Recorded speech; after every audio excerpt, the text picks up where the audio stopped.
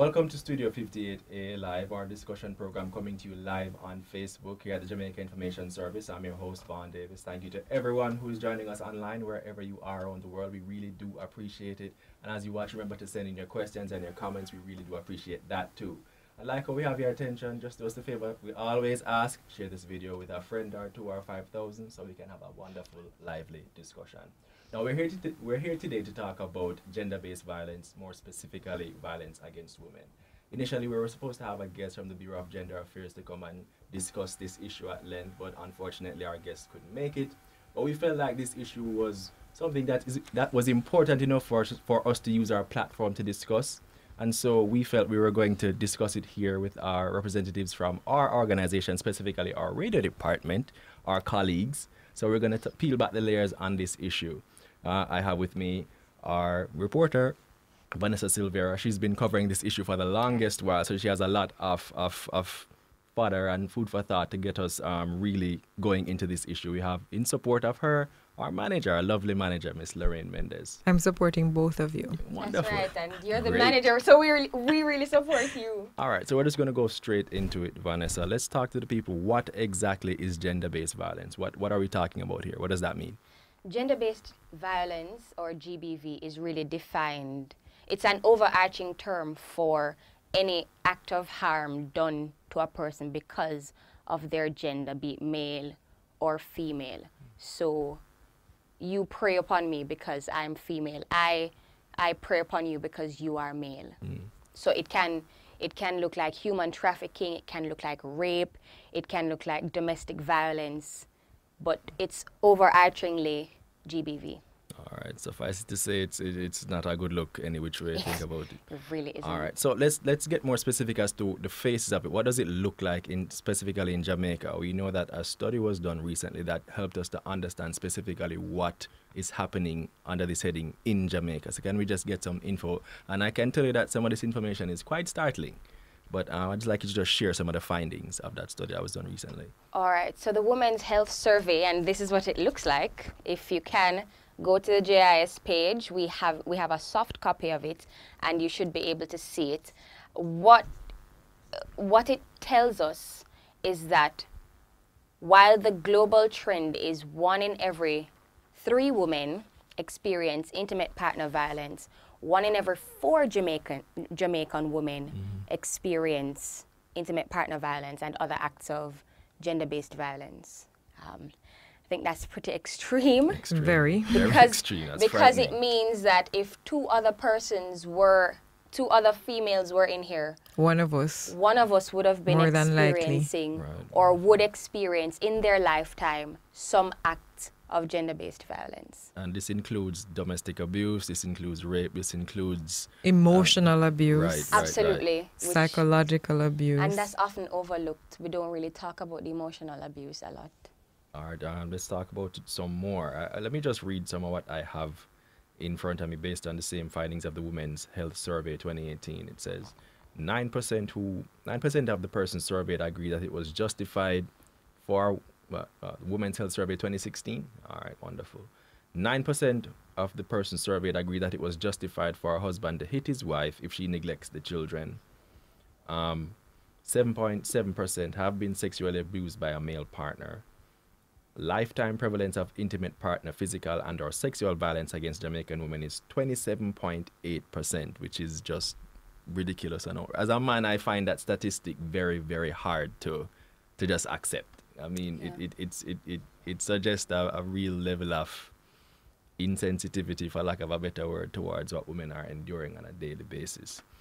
Now, I know one of the things that helps to feed into gender-based violence is our cultural perceptions of gender roles and what we basically expect men and women to do. So, Vanessa, Lorraine, can you shed some light on that to help persons appreciate what we're talking about, where that's concerned? Well, if a lot of us are on social media and we have seen, I'm sure, videos where there's been some act of gender-based violence, more than likely a woman has been abused by her spouse. And what we find is if it is that the spouse, for example, she was accused, let's use the word accused, of not keeping the house tidy enough and the man hit her, or she didn't take care of the children properly and the man hit her, then you find that a lot of the comments are skewed towards he's justified in hitting her because she neglected her role. And frankly, that's wrong. It's unimaginable. Can you imagine? You're not a child. It makes no sense to me. I can't. Like I said, I tell people if I understood it, maybe I'd be doing it. So I'm glad I don't understand it. It don't make any sense to me, and it don't make any sense. According to finding in the same Women's Health Survey 2016, approximately 10% of the women who they surveyed agreed that it was justified for a man to beat his wife for at least one act. And of course, that one act might be because she left the children unattended, or she never cooked. Or she told him a bad word. In Jamaica, we say hot wood. She tell him hot wood. Right. Like, women agree.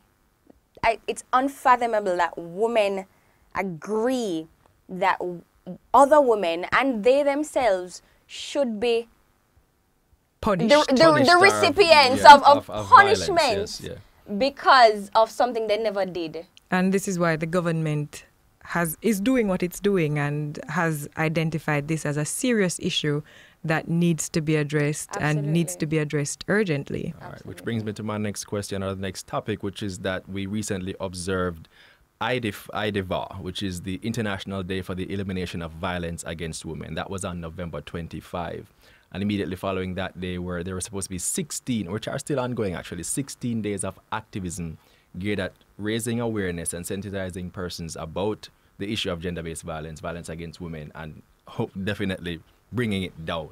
So Vanessa, can you just share with the audience some of things that have happened and what's been happening essentially? All right. So there were a couple public forums scheduled yesterday, or was it Tuesday? The Bureau of Gender Affairs hosted a public. It was Tuesday. Hosted a public forum, and invited several stakeholders. So you had students, you had parents, you have survivors, you had international partners, you had government representatives. You had a nice little flurry of activities geared at basically all the stakeholders, putting the issues out there, having persons. We actually had some victims stand and give their story, and people were there to support them. And the UNFPA, that's the UN Population Fund, also... One moment, Vanessa. I think perhaps from what you heard at the forum, because you were there on Tuesday, you could answer this question from Tamika Gunn. She says, is it right to fight back if you are a victim of we don't want to reach gender-based violence? Really?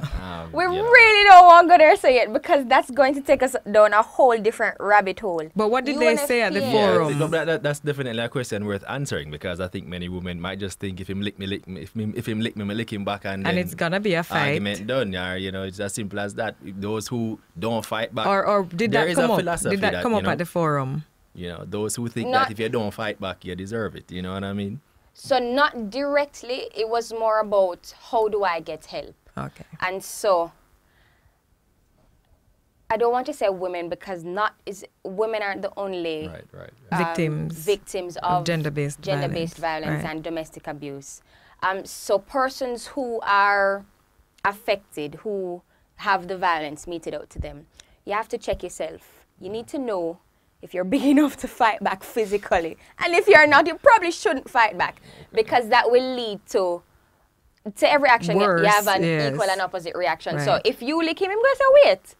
You're bad. You're bad. Take that one you're doing. Exactly. Let me see what you're going to do after that one you're doing. So call the police. Call the police, one, definitely. So know your local police station's number, right? And then call the Bureau of Gender Affairs, that's the BGA, and we have some numbers to give you. You have 876-754-8576. We to also 8, have that number goes up to 8. We have 876-754-8577 right. and 78. We have We have a crisis hotline, 876-929-2997. And a lot of us have that one friend or family member that you can call to say, something just happened, come for me now. We have those close family members. The important thing is to leave immediately. You know, lovely. Let me just chime in. We have the Bureau of Gender Affairs Jamaica actually chiming in, and they're mentioning Welcome, that BJ. about. Thank you, BJ. We really do appreciate you in particular, lending your voice to this discussion. They're saying that, as mentioned, about 14% of victims of intimate partner violence in Jamaica are men. And the Bureau of Gender Affairs has established a special men's desk. Right. So Yes. if you are a man and you feel like you need help, there is the men's recourse. desk. You have an option. You know what I mean? and That's it's the wonderful. same 876-754-8576-8. Wow. You know, online here we're having some interesting comments from Leota McDonald. First of all, she's saying that she's willing to fight back.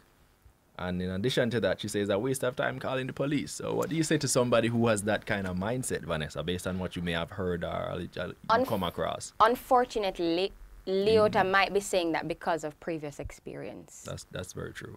That is Right? very true. And you can't use your past experience and say the police won't come. Does that mean, what are you going to do if the police don't come this time? Call them again. But I understand what you're saying, because many of the victims say that sometimes when they call and the police do come, the officers aren't sensitized to what is happening. And so you will find them say, oh, a man and woman business, which needs to stop. So I guess what we need to do is sensitize these officers to the real and present danger that is staring them in the face. Right, Lauren, I want you to weigh in on that, on Leota McDonald's opinion. What do you say to what she has to say? I mean, with that kind of said opinion, she will fight back. She'll fight back, and she thinks it's a waste of time. No. So call them and fight back. Yeah, I based on her comment, I'd say that she is, she has the warrior spirit. So I believe that she could perhaps help other women who may not feel as empowered to, you know, fight back. Maybe not physically, but get away from the situation, call the police, get help. Because sometimes it can be crippling, you know. Sometimes you are in a situation, you know you're in dire straits, but you feel as if you're trapped. I'm sure, Vanessa, at the forum, you heard women speaking about it took them a while before they were able to come out of the situation that they were in. So we actually need each other for us to be able to make that first step. So I really believe that as women, some of us may feel psychologically stronger than others who are kind of flagging at the moment. I think we need to support each other. We need to help each other. And there's a website that was launched and that could be doing just that. Right. That website is breakthesilencetoday.com. Breakthesilencetoday.com. It really operates a lot like a social media platform where you can share stories, get help because there are resource pages, and get help from other survivors because they're not just victims, they're survivors. So yeah. We're gonna just to add the next comment by Leota McDonald. She says she doesn't have that past experience. She just sees it every day, and it's clear, Leota, that you feel very passionate about this subject, and we really value your contribution. Now, on to another thing that was revealed in the survey. It says in terms of why, answering the question of why stay, and actually, to us who think that it's as simple as just packing up and leaving whenever you're facing these kind of situations. It's just, the question says, why stay? That 26.3% of women just said that the violence was not as serious. They didn't think it was that bad. And 22.3% said they forgave their abuser. They forgave the person. So basically, they moved on past it. So it's not nearly as clear-cut as him lick me, but we just get up and left. You know what I mean? There's more to it than that. And it just shows that it's a lot more nuanced in terms of the psychology of being, I don't want to say a victim, but receiving this kind of being abuse. on the receiving end So of domestic violence. It's not that simple. There are many factors at play. Right. Yes. I have two things to say. Mm-hmm. Staying and forgiving are two different things. I'll forgive you. But I love myself enough to know that I don't want this for myself. I know that if you hit me once, you're more than likely to try it again. So the question is, will I stay and allow you to do it again, and then again, and then again? Exactly. And then the next thing is, we need to acknowledge that there is more than just gender-based violence is made up of more than domestic abuse. So we have the emotional abuse, we have the manipulation, the stalking, the financial abuse, where I make the money, so you have to answer to me. I get to decide what you do, what you wear, where you go, that is who abuse. you talk to. And so what we need to do is identify and teach persons to identify the different forms of abuse, because it's not just him lick you or she lick you or she run you down with knife, or and there are some red flags, you know, there are some red flags even before you get the first lick. If I can be as it's some lick. Come back to what we have here from the survey, the jealousy. Some of the red flags include he checks your cell phone constantly. Yeah. Doesn't let you see your family and friends, and there's an intense jealousy whenever you want to talk to somebody or interact with, especially another male if you're a female, or, you know, in other cases, there's just a real jealousy, and the person just don't want you to have any other contact with any other person except them, and gets real upset even to the point. And we need one thing I think we need to say is that for women, girls, men who are victims of gender-based violence, it's not their fault. It's not because they're weak. It's not because they did anything to deserve it. It's really the perpetrator who is wrong, who is the problem, and who also needs help, I would say. Definitely. But talk about some more red flags now. You were talking about the checking of the phone, the extreme jealousy, the threat to hurt you. Hey, girl, me I got thump in your face, you know. That's kind of dangerous. So I'm not gonna stay and allow you to fulfill your promise, because you're a man of your word. Right. Michelle Ashwood Stewart online saying a lot of the red flags are seen as cute and evidence of love. He loves me. That's preposterous. I'm sorry. Please take that one. Yeah. No, you continue. But I mean, it's true. Some of them is like, oh, you know, him just love me so much. That's why him call me so much times, and that's why he's checking. That's why he wants to go everywhere that I'm going with my girlfriends. He wants to, you know, he just really wants to be around me. He just loves me so much. And nothing is wrong with the attachment. You know, you can be attached to your partner, but to what extent? Right. Yeah, that's a different level of attachment. We need to establish what is a healthy, loving and nurturing environment, different from something that is intense and bordering on violent and even stalkerish. That's a completely different kind of love. And what I would Lorraine say it's not was love, saying, actually. It's control. Exactly. Lorraine was saying. Yes.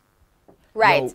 She was talking about the red flag. She was saying that these things, it's not cute. It's not cute. And usually there are signs, but sometimes as women we ignore them and we just continue. You were talking about how it's never the victim's fault. Right. These things happen because there's something wrong with the perpetrator and they need help.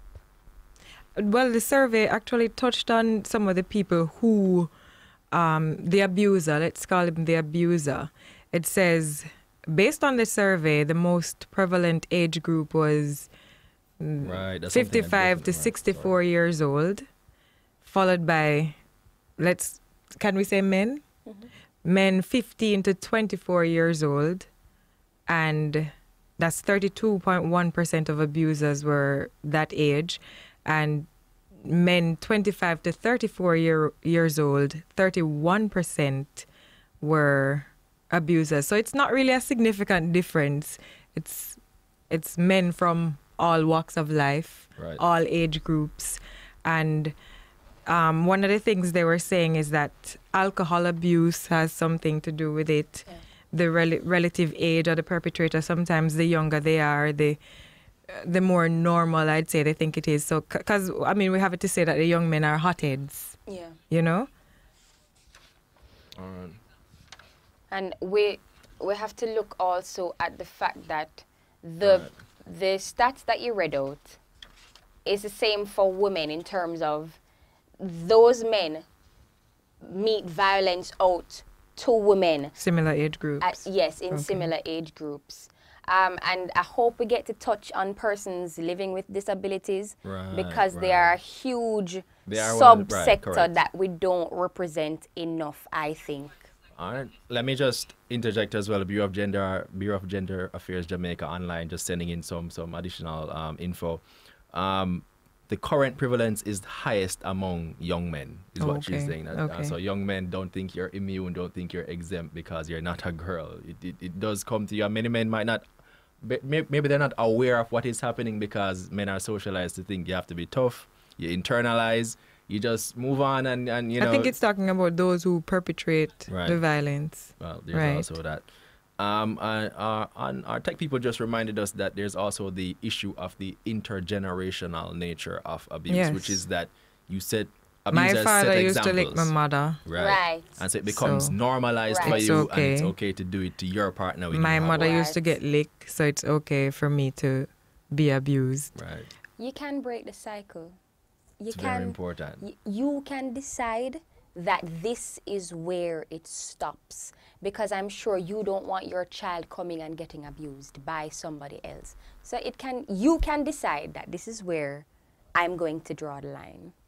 All right. So I think we should again at this time just talk about where people can go to get help. What are some of the resources that they have access to, that they can maybe talk to somebody or get some real counseling, or just take action against somebody who's abusing them. Just share those again for those who are online or may have just tuned in, that kind of thing. Before we give the telephone numbers and the places where persons can get help, domestic abuse and gender-based violence is not a man and woman thing. Is not a in the home thing. Yes. It shouldn't be it's left. Not a private matter. It's not a private matter. Yes. There you go. Right. People who hear you, the woman now go ball out and you're not here next door. The pitney them now go ball out and you're not here next door. So we need to start in our communities. Yes. We need to start in our homes. If you see the man a beat the woman and you see it with your two eyes, call the police. If you hear it, call if the you police. hear it, if you even suspect it, call somebody. Call the Bureau of Gender Affairs. You don't. I don't want to say you don't have to prove it, but you don't.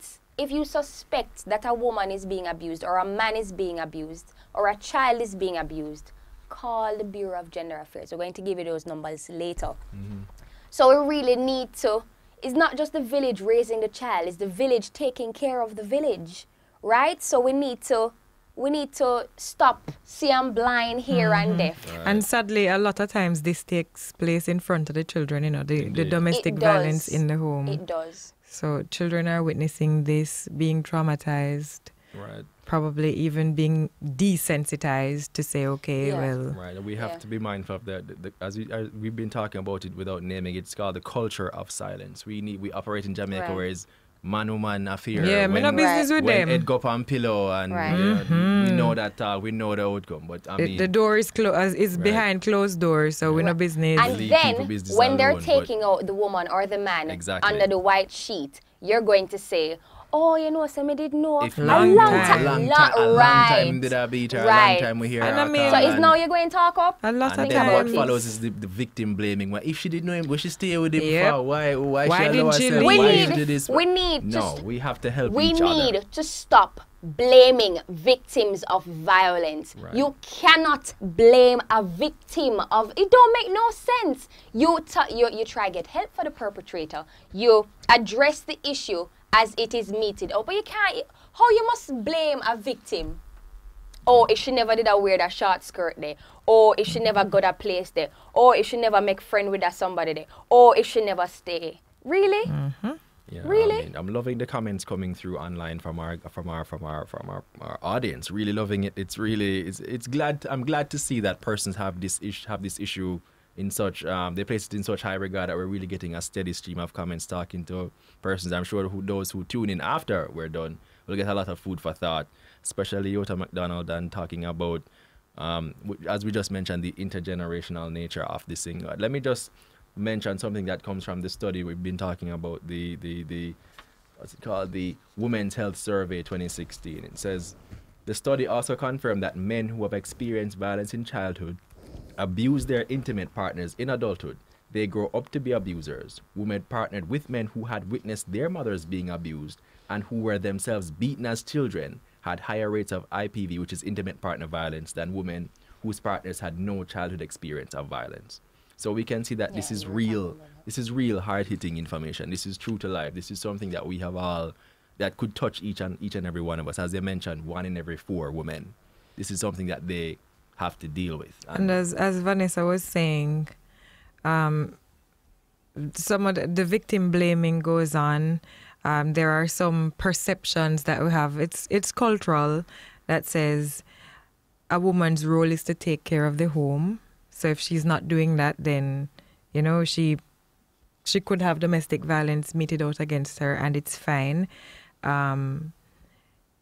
As we said, violence against women and men in the home is a private matter. If a woman is raped, she has done something careless to put herself in that situation. Another one, she should stay and take it to keep the family together. Right. Don't break up the family. Don't break up the happy home, or, well, not the happy home. Technically them. I mean, yeah, use makeup to cover up the black eye, but don't leave him. He's a good provider, you know, and a good... I recently heard of a case where the woman had the courage to leave, and then she was called back into the home, you know, to keep the family together. By not necessarily the abuser, by other family members, By especially, other you know, other women, in fact, who, well, you know, I'd say that they took it, so you can take it too. It's no big deal. And I think we should also, I remember a colleague was sharing something with me earlier to say that the perpetrators, many of them can be helped. Many of them can change their ways. Yeah. So... Which actually leads to a question from Tamika Gunn. Thank you, Tamika. Do you walk away after the first sign of abuse, or can it be fixed? What's your opinion? Both. You do walk away. Remove yourself. Remove yourself. Show the person Take that this yourself. is not acceptable. Right. If you hit me, I will leave. Right. And we're not talk. And as Tamika says or asked, you can. Men and women who have violence meted out against them are oftentimes victims who need help. Right. And so they can be helped. Yes, Tamika, it can be fixed. I don't say they, but I'm going to say they can be fixed. The perpetrators. Right, the perpetrators. If they get the help they need. If they get the help they need. And that is why it's also important to speak up. Yes. Right. But while they are getting help, you don't want to be victim of a relapse. Right. You don't want to be in a position where they're not fully fixed, Right. and and make a full, what is it, 180 or 360. When they have a moment of weakness, so to speak. When they have a moment of decide weakness and come for you. Right. And it Take could what be you worse said. than it was the first time. Absolutely. And many times it is. Yes. Yes. Another, I would say, interesting revelation from the survey, it asks, who did victims turn to for help? And almost 2/3 of the women sought no help. Wow. So they didn't reach out to anybody. They didn't call the police. Didn't call anybody at all. 63% of those surveyed. That's not a number to ignore. We can't ignore that number at all. That's more than half of those being victimized, deciding that they're just going to take it. And we can't have that. As a society that wants to improve and be better and be the Jamaica that we really want it to be, that should give all of us pause. Love yourself enough to leave. All right. We're taking another comment from Michelle Ashwood Stewart. Thank you, Michelle. Appreciate it. Boys who witness their moms being abused often turn around and beat their own spouses, saying, "My mother used to get licked, so you can get licked too." I mean, we talked about it before, but it's good to have it reinforced. That use this place, use the comments as a forum to just get your opinions out there and share your real feelings about the subject. It's good. It's good for a release. It's good to share opinions. It's good to just allow this topic to get ventilated in a way that's practical and meaningful to those who are watching. And Vaughn, you were mentioning another shocking survey result about the, should I call it, educational level of many of the women this stat will who shock are you. abused. This will shock you. Go ahead, Laurie. The highest rates of intimate partner violence occur amongst women with vocational skills training and or high-level education. So university graduates. Right. You PhD, masters, you name it. That's the highest level. Don't believe you're immune. You are not. Education does not prevent you from being a victim. Living in upscale communities does not keep you safe from violence. Perpetrators are from all walks of life. Exactly. All just because you think you might think she's so smart, she should just leave. Right. Doesn't exactly. like she's so intelligent. She's an X or a Y. She's a manager. She's a doctor. I wanted you to share though some of the victims who you heard from at the forum. What were some of the things that they were saying on the issue? So while they wouldn't. Okay. So actually, this one came from ACP, retired ACP Novelet Grant, right? And she is doing her own. She has started her own campaign to help victims as well as perpetrators. She mentioned that a case where there was a couple who kept coming. Their case kept being referred to her, and when they really dug, the man did not know that what he was doing was abusing his wife. So he didn't know that the lick them when him did a gear was wrong. The thump them and the box them and the slap them. He didn't know that what he was doing was wrong. And maybe he thought everybody does slapped them wives. Apparently, as you just said, approximately 10%, as it comes from the survey itself, 10% of the women surveyed agree that it was justified for a man to beat his wife. But the man didn't know. So yes, and he was completely what ignorant. Just imagine if it's 10%. Just imagine the men who probably just think, this is normal. This is what we do. This is how partners resolve their issues. The happy ending to that is that, ACP Grant has a way with people. She was able to break down what it meant to abuse somebody, intimate partner violence, and she was actually able to communicate to him that what you're doing is wrong and it needs to stop. And he sought her out afterwards to say, well, let me know when I go wrong and how I can fix it. Big ratings to that man, because now you move from being a perpetrator and you are turning yourself around. Yes. I salute that. And so that's one of the reasons I think perpetrators can be helped. Right. All right. And let's just mention again that the most common form of abuse is actually emotional abuse. That's where it starts. And many women might not be getting hit, might not be getting punched, but words do hurt, best believe it. And they can have a real negative impact on one's life and future, especially if one has children in the house who's witnessing that can affect their own self-esteem as well and cause all kind of social and psychological problems as they grow and develop. Now, we've been talking about this topic for a very long time. I think it's time for us to wrap and leave those online. Just before we go, Vanessa, there is a question that says, leaving by Queen Kyra Clark. She says, leaving is when most abused women die, according to global statistics. No, I just wanted to talk about the shelter that's being established. Okay. Right. So there is currently... Well, I can't tell you where the shelter is clearly. There is currently a shelter that is available for victims and to victims of domestic abuse and gender-based violence. And you'd need to call the Bureau of Gender Affairs and the number again is 754, that's 876, 754 8576 to 8, and we can actually have somebody pick you up and carry you there. We also have a bigger, better government shelter that is currently being finished, and that is going to be opened, if not in December, very, very early January. And so we can look out for that. And that shelter is going to have the whole package. You're going to have recreational and rehabilitation activities.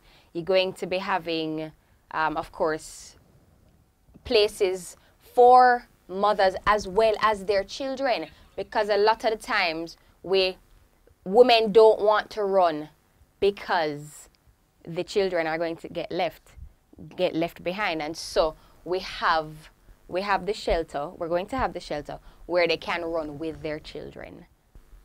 All right. And for more information on that, you can check the JIS page. Right, as well as the Bureau of Gender Affairs. What's their website?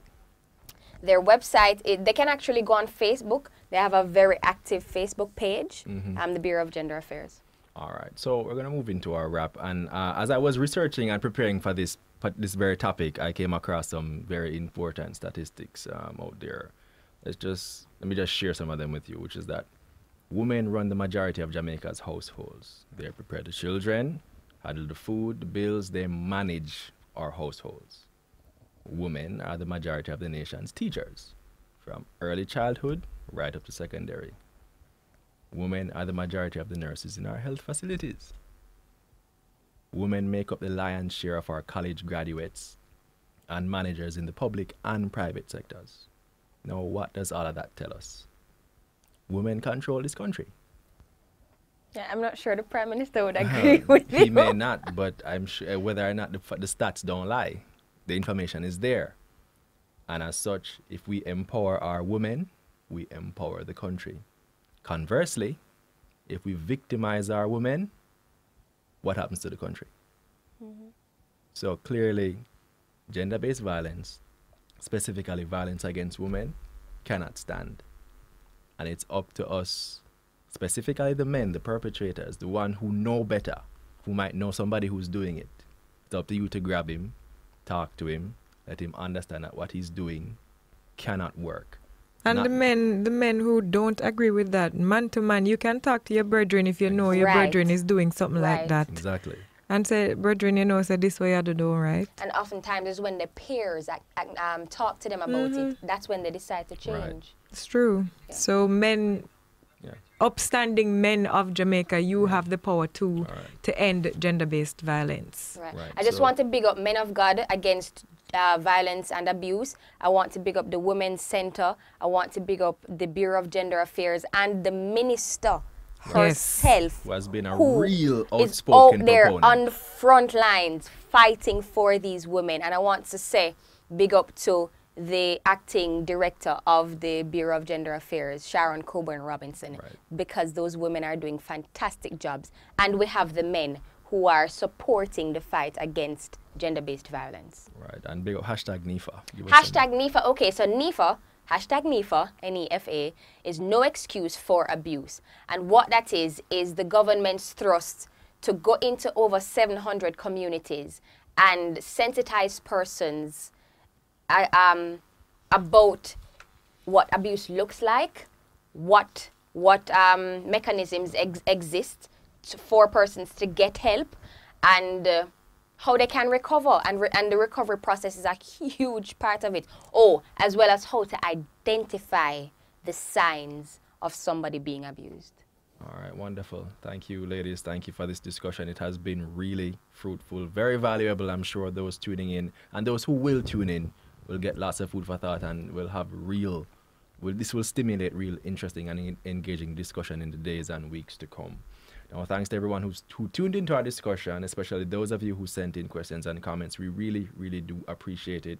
And if you sent in a question and we didn't get to answer it in our discussion, not to worry. We'll be going through, and there we will have the opportunity to answer any of those questions or refer you to the relevant agencies that can give you the help that you need. Remember, our audience plays a major part in our show. If there is anyone in particular you'd like us to have in studio, just let us know and we'll try our best to have that person in studio as soon as possible. Don't forget to follow us on Facebook, Twitter, Instagram at Jamaica Information Service to see who will be in studio next. We do this every Thursday live on Facebook. I've been your host, Vaughn Davis, and this has been Studio 58A Live. Thank you again for joining us, and please have a wonderful day.